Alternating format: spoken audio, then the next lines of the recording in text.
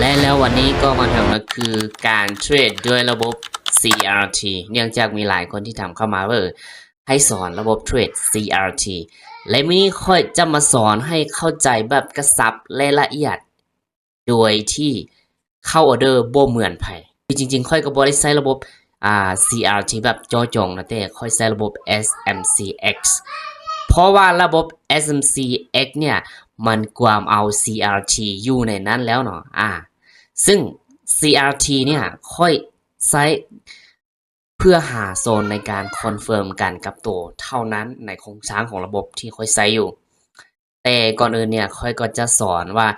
CRT เนี่ยมันแม่นอย่างและวิเคราะห์แบบใดก่อนเทรดแบบใดก่อนค่อยจึงพาไปวิเคราะห์ฉบับที่ค่อยใช้ว่าค่อยใช้แบบใดโอเค let's go CRT CRT เนี่ยย่อมาจาก Candle Range Theory ความหมายก็คือมัน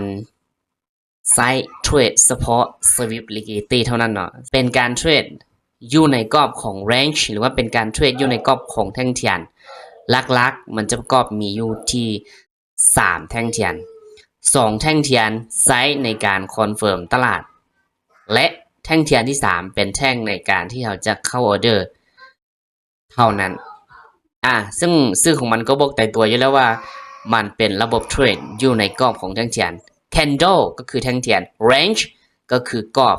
Theory ทฤษฎีเนาะเปตรงๆเลยระบบเทรดในกรอบแท่งเทียนว่าง่ายๆสำนันเนาะซึ่งว่าระบบเทรดในกรอบแท่งเทียนเนี่ยลักๆค่อยจะมาสอนให้ทุกคนเข้าใจแพทเทิร์นของแท่งเทียนซึ่งว่าแพทเทิร์นของแท่งเทียนเนี่ยเป็นแท่งเทียนเพนบาร์นะเป็นแท่งเทียนที่ powerful ที่สุดในการใช้กับระบบ CRT นั่นเองซึ่งว่าก่อนอื่นเนี่ยกราฟหรือว่าพฤติกรรมของตลาดเนี่ยแท่งเทียนเนี่ยทุกคนจะเห็นว่าถ้ามันเป็นเทรนด์ขาลงเนาะถ้ามันเป็นเทรนด์ขาลงทุกคนก็จะเห็นแท่งเทียนเป็นแท่งสีแดงลงมาแบบนี้และอาจจะเห็นมันอาจจะมีไซส์หรือว่ามีไซส์แล้วเนาะแต่ว่าแน่นอนอยู่แล้วแท่งเทียนนี่มันก็ควรที่จะมีไซส์แล้วเราสามารถที่จะตีนี่คือทฤษฎีของแท่งทฤษฎีของ CRT ตัวจริงนะเราจะตีจุดหายของแท่งเทียนตัวนี้ไว้เนาะตีจุดหายไว้จุดหายเนี่ยเราก็สามารถที่จะเขียนได้ว่า CRT CRT high CRTH ความหมายก็คือ CRT high นั่นเองต่อมาเราก็จะมามาร์กหรือว่ามาตีเส้น CRT low แบบนี้และสิ่งที่เราจะต้องรอก็คือเราจะต้องรออย่างเราจะต้องรอแท่งเทียนพินบอร์เกิดขึ้นถ้าหากว่าราคานี่เรารอแท่งเทียนที่2เนาะดีที่สุดแม่ให้ทุกคนเทรดในทำเฟรม4ชั่วโมงและ1ชั่วโมงจะได้ผลหลายกว่าเรารอให้แท่งเทียนที่2ปิดเรารอให้แท่งเทียนที่2เกิดและรอให้มันปิดแท่งเทียนถ้าหากว่ามันขึ้นไปเทิงเนาะมันขึ้นไปเทิงกวด liquidity อยู่โซนเทิง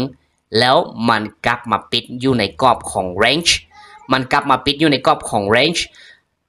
แม่นเราจะหาโซนในการเข้าเซลล์ลงไปเพื่อมา TP อยู่ในโซนดันลุ่มแบบนี้เพื่อลงมา TP อยู่ในโซน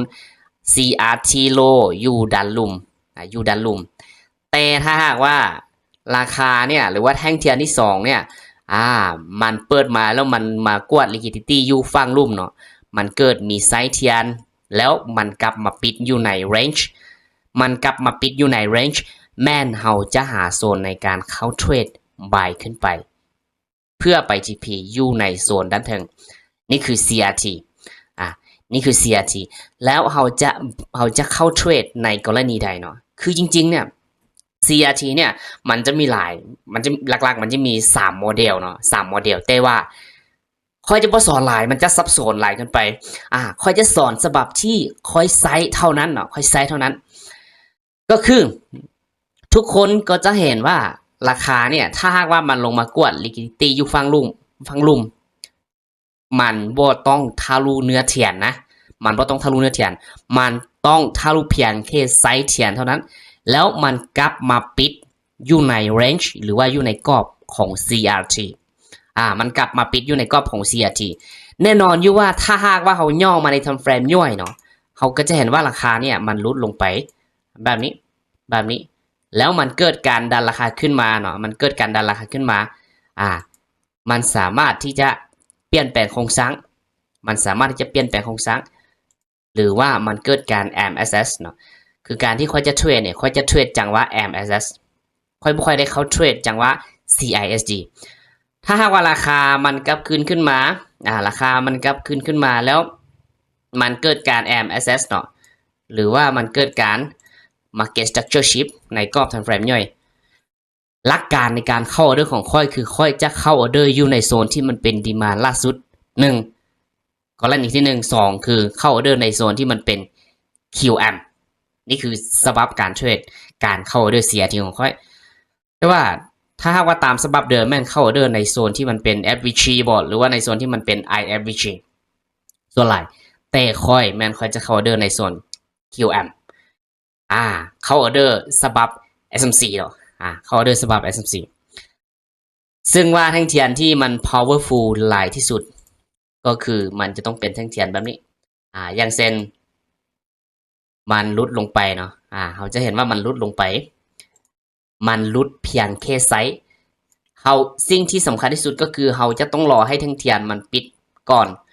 รอให้แท่งที่2เนี่ยมันปิดก่อนถ้าหากว่ามันกลับมาอยู่ใน range เนาะถ้ามันกลับมาอยู่ใน range หรือว่ามันกลับมาอยู่ในกรอบมันสามารถจะปิดเหนือเส้นเทรนเส้น CRT โลได้แสดงว่าเขาจะย่อมาในทำเฟรมย่อยอีกรอบหนึ่งทำเฟรมที่ค่อยไซส์คอนเฟิร์มทำเฟรมที่ค่อยไซส์เนาะค่อยวิเคราะห์ตั้งแต่หลักๆแม่นตั้งแต่1ชั่วโมงหา15นาทีหา5นาทีแล้วก็3นาทีแล้วก็1นาที1นาทีทำเฟรมที่ค่อยไซส์ในการเข้าออเดอร์ทำเฟรม1ชั่วโมงแม่นค่อยไซส์เพื่อดูโครงสร้างใหญ่อย่างเช่นแท่งเทียนเป็นบาร์โซนนี้แท่งเทียนแท่งนี้เนาะค่อยจะรอให้มันปิดแท่งเทียนก่อนในกรอบทำเฟรม1ชั่วโมง2มาคือทำเฟรม15นาทีแม่นค่อยจะไซส์เพื่อคอนเฟิร์ม price action เนาะและ3มาค่อยไซส์ทำเฟรม5นาทีเพื่อที่จะคอนเฟิร์มการ buy price action เช่นกันการเข้าออเดอร์ price action และทันเฟรมที่ค่อยไซส์คอนเฟิร์มการเข้าออเดอร์คือ3นาทีและ1นาที3นาทีแม่นค่อยหาโซนที่มันเป็น QM เนาะค่อยหาโซนที่มันเป็น QM เพื่อเขาเทรดในทันเฟรม3นาทีโซนที่มันเป็น QM หรือว่าโซนที่มันมีดีมานด์ค่อยจะมักเทรดในโซนนั้นและทำเฟรม1นาทีเนี่ยค่อยไซส์เพื่ออย่างค่อยไซส์เพื่อ read นะหรือว่าค่อยไซส์เพื่อ refine โซนให้ได้โซนที่ปลายไซส์ที่สุดทำเฟรมที่ค่อยไซส์ก็จะหลักๆก็จะมีประมาณนี้เดี๋ยวเราจะไปเบิ่งนำกันเนาะเราจะไปเบิ่งนำกันว่าแบบใดอันนี้คือ CRT ที่สำคัญของ CRT ก็คือเราจะต้องมาร์ค CRT high โซนยูเทิงเนี่ยสวิงไฮของทั้งเทียนเนี่ยจะเป็นCRT high แล้วก็โซนยูลุมของทั้งเทียนจะมาร์คเป็น CRT low จะมาร์คเป็น CRT low และจุดประสงค์ของเราในการคอนเฟิร์มการเทรดคือเราจะรอให้แท่งเทียนที่ถัดไปเนาะเราจะรอให้แท่งเทียนถัดไปเนี่ยมันเกิดการกวดฝั่งใดฝั่งหนึ่งก่อนกวดแบบใดเราจะต้องรอให้แท่งเทียนเนี่ยถ้าสมมุติว่ามันขึ้นไปกวดฝั่งถึงแล้วมันกลับมาปิดอยู่ใน range เนาะเราจะหา supply หรือว่า QM ในการเซียวลงมาเราจะหา supply หรือว่า QM ในการเซียวลงมาถ้าหากว่าตามระบบโครงสร้างของ CRT ดั้งเดิมแม่นเข้าได้ในโซนที่มันเป็น FVG และ IFVG แต่สบับการเข้าออเดอร์ของค่อยเนี่ยค่อยจะเข้าออเดอร์ในโซนที่มันเป็น QM ถ้า QM โซนนั้นมันตรงกับ FVG แม่นค่อยจะเข้าออเดอร์ หรือว่า QM โซนนั้นมันตรงกับ supply ค่อยก็จะเข้าออเดอร์เนาะค่อยจะเข้าออเดอร์เช่นกัน supply demand ค่อยจะใช้ supply demand ค่อยจะบ่ค่อยใช้ FVG อย่างเช่นถ้ามันอยู่ในกรอบ time frame ย่อยเนี่ยราคาจะมีการลงมาและเกิดการกดฟังลุ่มมี PA หรือว่ามี price action ดันราคาขึ้นไปอาจจะ swip อาจจะ change หรือบ่ change ก็ได้แต่ถ้าหากว่า change หรือว่าเกิดการ MSS ยิ่งเป็นการดีและค่อยจะหาโซนที่มันเป็น demand ล่าสุดอาจจะตรงกับ QM ในการ buy ขึ้นไปการ buy ขึ้นไปโซนนี้ในการ buy ขึ้นไปเพื่อที่จะไป TP ในโซนของ CRT High แต่ถ้าหากว่าราคาเนี่ยเกิดการดันราคาขึ้นไปแล้วเป็นเทรนด์ขาขึ้นในกรอบ time frame ย่อย1นาที3นาทีไปสวิปฟังเทิงแล้วกลับมี PA ลงมาอาจจะเกิดการ MSS หรือบ่เกิดการ MSS ก็ได้นะแม้เราจะเข้าเซลล์ในโซนที่มันเป็น QM ลงมา TP อยู่ในโซนลุ่ม QM ก็คือโซนนี้เนาะหรือว่า supply เขาเซลล์ลงมาแบบนี้แต่เราจะต้องรอให้แท่งที่2เกิดก่อนว่ามันจะกดฟังใดถ้ามันกดฟังเทิงเราจะเน้นเซลล์หาเซตอัพในการเซลล์ถ้ามันกดฟังลุ่มเราก็จะเน้นเซตอัพในการ buy ขึ้นไปโอเคจากที่เห็นเนาะเราเห็นว่า candle range แท่งเทียนเนี่ยมันขึ้นไปสวิปฟังเทิงแล้วมันกลับมาปิดอยู่ใน range มันกลับมาปิดอยู่ใน range หรือว่ากลับมาปิดอยู่ในกรอบของ CRT ถ้ามันทะลุเนื้อเทียนขึ้นไปเนาะถ้ามันทะลุเนื้อเทียนขึ้นไปอย่างเช่นมันขึ้นไปแล้วมันต่อให้มันเป็นแท่งแดงแท่งเขียวแล้วเต้ถ้าหากว่ามันทะลุเนื้อเทียนขึ้นไปแบบนี้มันจะบ่ตรงกับเซตอัพของ CRT เขามีโอกาสที่จะ SL สูงอาจจะบางทีอาจจะได้เนาะแต่ว่าความเสี่ยงมันสูงมันจะต้องเกิดการสวิปไซด์เทียนเท่านั้นมันจะต้องเกิดการสวิปไซด์เทียนเท่านั้นแล้วทีนี้เฮาย่อมาในทำเฟรมย่อยเนาะอาจจะ3นาทีหลักๆแม่นก็จะไซส์3นาทีถ้าเป็นทำเฟรม4ชั่วโมงแม่นเฮาก็จะไซส์15นาทีควบคู่กับ5นาทีแล้วก็3นาทีแล้วก็1นาที โอเคแล้วทีนี้สิ่งที่ค่อยเห็นก็คือค่อยจะเห็นว่า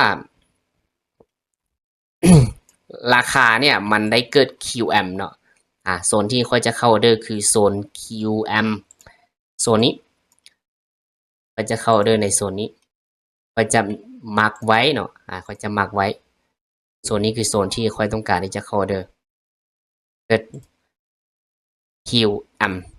ถ้าเราอยากรีไฟโซนให้เราเห็นโซนชัดเจนแม่นเราจะย่อมาในทำแฟรม1นาที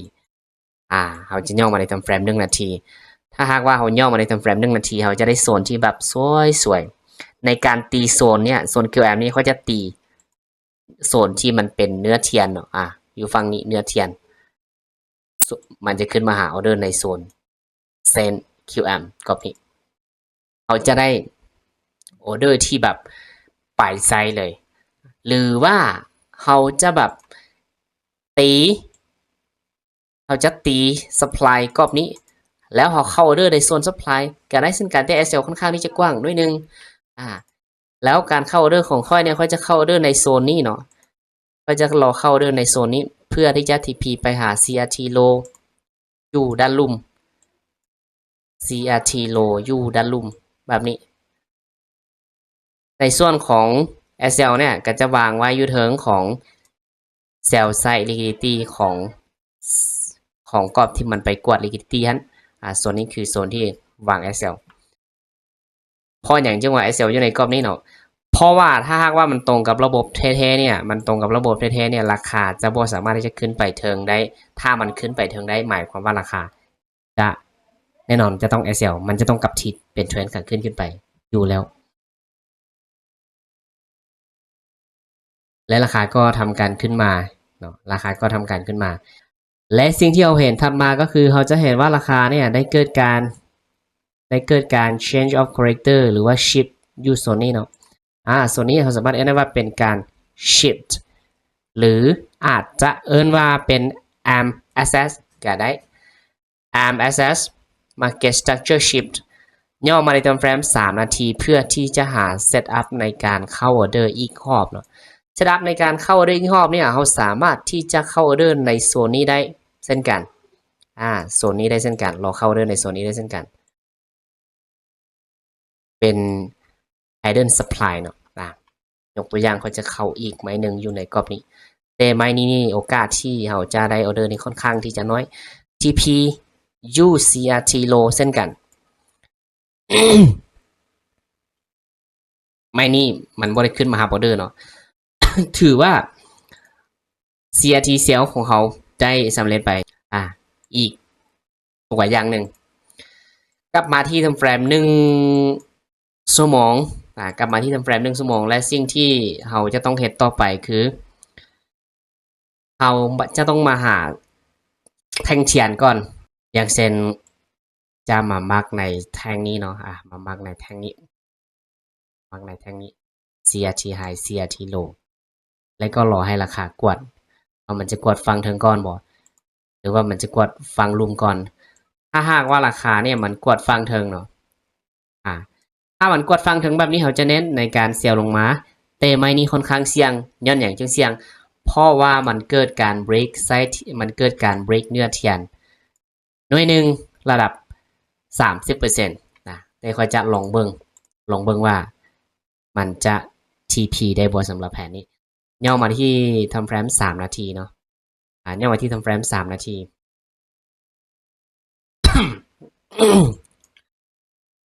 เพื่อที่จะมาหาเซตอัพในการ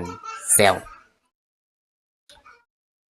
ยังบ่เห็นชัดเจนโซนที่จะเซลล์เนาะฉะนั้นค่อยจะย่อมาในทำเฟรม1 นาที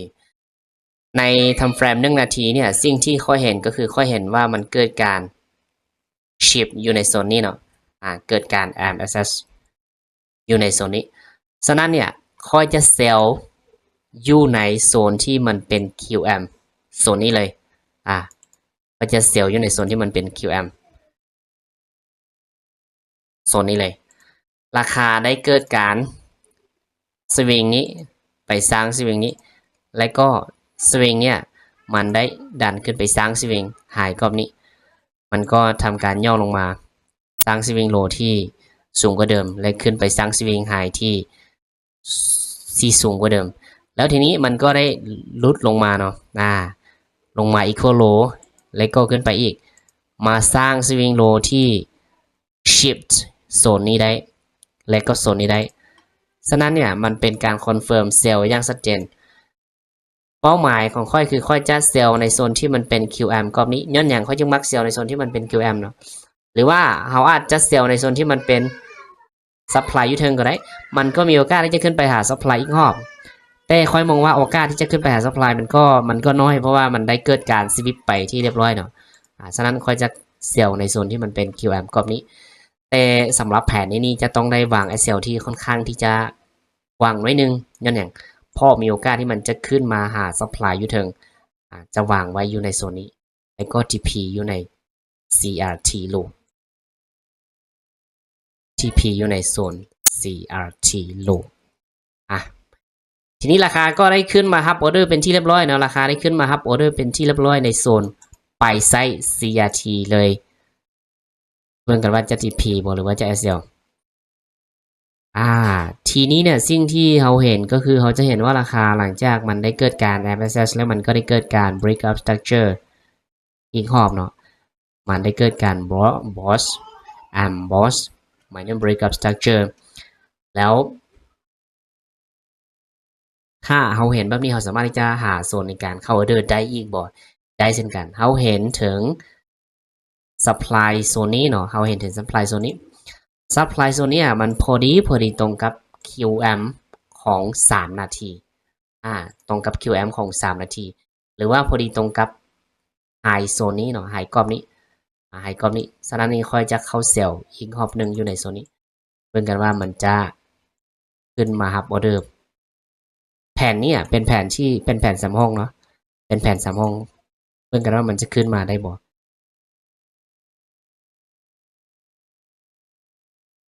มันโบขึ้นมานะก็ถือว่า TP ไปสำหรับแผนนี้ นี่ก็คือการเทรดด้วยระบบ CRT นั่นแหละ